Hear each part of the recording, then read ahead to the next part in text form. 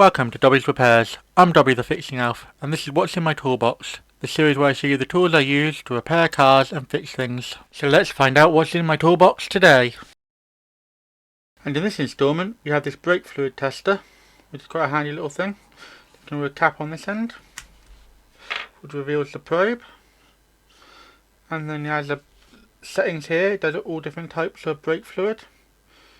So I'll give you a closer look at that in a moment.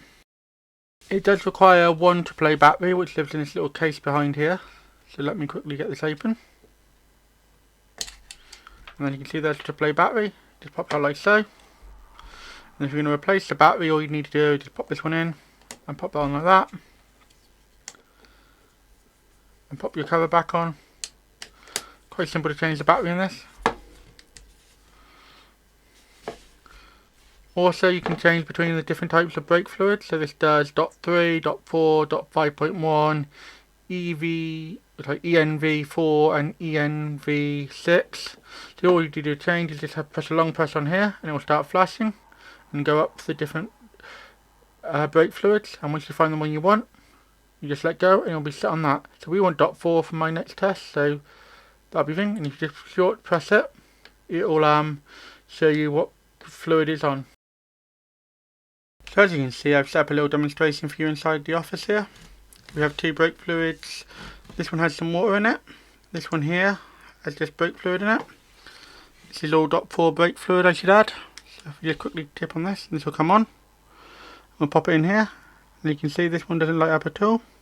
Apart from the one green light, which means this is perfectly good brand new brake fluid. And we'll move over to the one which got some water in it. It should light up like a Christmas tree, as you can see. This has got all the way up to 4%. There is a difference between these. Also, you should be really wearing gloves. I think I'll mention this again later, but you got a wipe.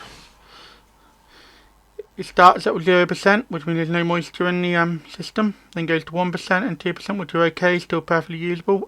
Once it gets to 3%, you need to change the brake fluid in your system, and 4% is really the highest you want to go. It could get quite dangerous after that. So here we are on a car, as you can see. The test is going in the brake fluid reservoir now.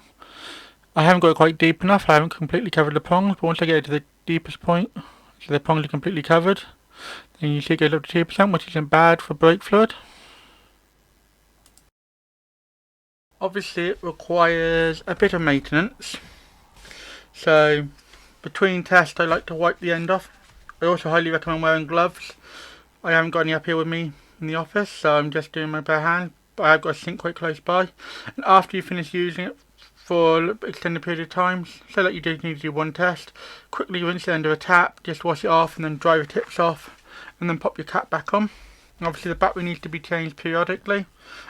I had this battery in here for a couple of months now and it's worked alright. And it's only on for about 12 seconds when you press the button. It's not that long at all. So my final thoughts on this brake fluid tester. It's a pretty handy little cut tool. Got a nice pocket clip here. Useful when you need to test the brake fluid and you're not sure, you can't visually see if the brake fluid's gone wrong, especially with the newer types of brake fluid. That's a bit harder to do. And yeah, I'm going to give this a 3 spanner rating. Pretty useful, not something you use all the time, but yeah, definitely well worth getting, especially if you need to do a lot of brake fluid testing, or you're just concerned about the state of your brake fluid. If you've had it for a car for a while and haven't checked the brake fluid, I highly recommend picking one up.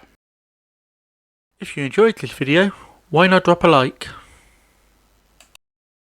Any questions or feedback, let me know in the comments. I normally drop 2 videos a week, so if you haven't subbed to the channel yet, you should, and then you'll never miss another video. Do you know anyone else who would enjoy watching this video? Then feel free to share it with them. Thanks for watching until the end. Have a sensational day.